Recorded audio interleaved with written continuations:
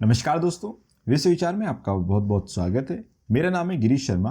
दोस्तों, आज इस वीडियो के अंदर हम एक गवर्नमेंट स्कीम को कवर करने वाले हैं, जिसका नाम है प्रधानमंत्री किसान मानधन योजना।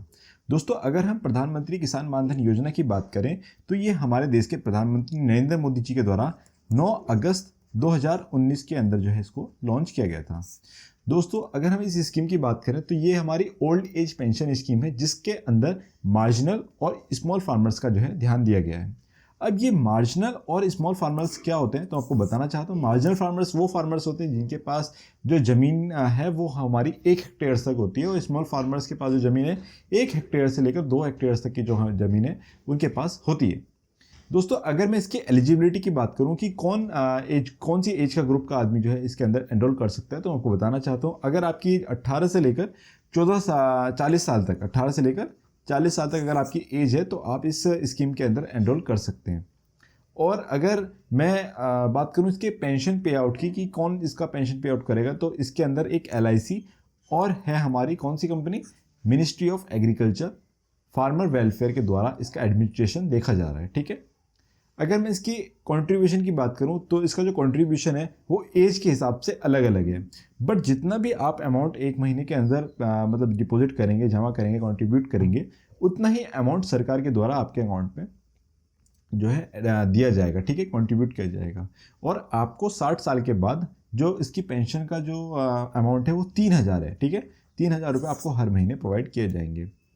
अगर आप अब इसमें 2 पॉसिबिलिटी होती हैं कि मान लो कि कोई 60 साल से पहले ही आदमी मर जाता है तो तब क्या हो, तो उनको बताना चाहता हूँ। इसमें अगर आपकी एज से पहले ही मतलब आपकी स्कीम भी पूरी नहीं हुई है और आपकी डेथ पहले ही हो चुकी है, तो आपकी जो वाइफ है वो इस स्कीम को आगे बढ़ा सकती है। ठीक है ना, और इस स्कीम का फ़ायदा आगे ले सकती है इन फ्यूचर। ठीक है। और अगर मान लो कि आपकी वाइफ की भी डेथ हो जाती है तो उसके बाद अगर आपका जो नॉमिनी है उसको इस स्कीम का फ़ायदा मिलेगा। एक बार हम PPT के अकॉर्डिंग एक बार देख लेते हैं इसके अंदर क्या क्या चीज़ें हैं। ठीक है, देखिए, सोशल सिक्योरिटी स्मॉल और मतलब जो मार्जिनल फार्मर्स हैं उनके लिए इस स्कीम को 2019 के अंदर लॉन्च किया गया था। अब कौन कौन से एज ग्रुप के मतलब आदमी फार्मर्स इसके अंदर एनरोल कर सकते हैं, तो आपको बताना चाहता हूँ। जिनकी एज 18 से लेकर 40 तक है वो इसके अंदर एनरोल कर सकते हैं।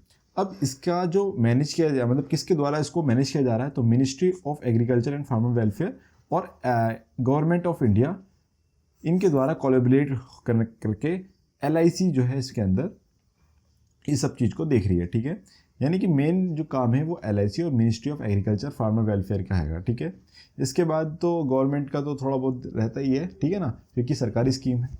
इसके बाद हम आगे चलते हैं। आगे है हमारा कि इसके अंदर देखिए, मैं आपको बताना चाहता हूँ इसके अंदर किस तरीके से आपने कंट्रीब्यूशन करना है, ये मैं आपको अभी बता चुका हूँ।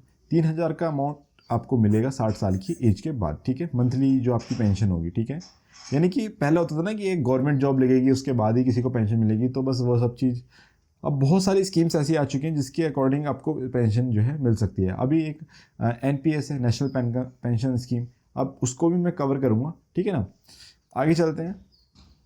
आगे हमारा कि किस तरीके से ये सब कुछ वही है। ठीक है, कि इक्वल अमाउंट गवर्नमेंट के द्वारा आपके अकाउंट में कंट्रीब्यूट किया जाएगा। ठीक है, नॉमिनेशन आपको बता चुका हूँ। अगर इन केस ऑफ डेथ तो आपकी जो अमाउंट है, पेंशन का अमाउंट है, वो आपकी वाइफ को मिलेगा। और अगर आपकी वाइफ की बेटा जाती है तो मैं आपको बताना चाहता हूँ वो आपके जो नॉमिनी होगा उसको इसका अमाउंट मिल जाएगा। ठीक है ना, आगे चलते हैं। सेविंग अकाउंट आधार से लिंक होगा, ये जाहिर सी बात है। तो अब मतलब अगर जो आप अकाउंट खोलते हैं तो आपको बताना चाहता हूँ सारे ही अकाउंट आधार कार्ड से लिंक्ड हैं। ठीक है ना, आपका बल्कि चाहे पैन कार्ड भी अब आधार कार्ड से लिंक्ड है, तो मतलब एवरीथिंग यार, सारे डॉक्यूमेंट आधार कार्ड से अब लिंक्ड हो चुके हैं। ठीक है, अब लिमिटेड कवरेज तो मैं आपको बताना चाहता हूँ 2 हेक्टेयर से ऊपर आपके पास ज़मीन नहीं होनी चाहिए। ठीक है, ओवरऑल आप बस इतना समझो, स्मॉल और मार्जिनल ना भी समझ में आता हो तो आपको बस इतना बता दूँ, 2 हेक्टेयर से ज़्यादा आपके पास ज़मीन नहीं होनी चाहिए, वरना आप इस स्कीम में इसका फ़ायदा नहीं उठा पाएंगे। ठीक है, अब कॉमन सर्विस सेंटर्स पर जाकर आप इसको आप एनरोल कर सकते हैं। ठीक है, यहाँ पर जाके और इसका बेनिफिट उठा सकते हैं। ठीक है, तो ये सब कुछ आप देख लेना दोस्तों, ये सब कुछ मैं बता चुका हूँ। आशा है दोस्तों आपको ये वीडियो पसंद आया होगा। आने वाले कुछ और वीडियोस के अंदर में मैं जो बची हुई और भी गवर्नमेंट स्कीम्स हैं उनको कवर करने की कोशिश करूँगा। मिलते हैं किसी नई वीडियो के साथ। विश्व विचार जुड़ने के लिए आपका बहुत बहुत धन्यवाद।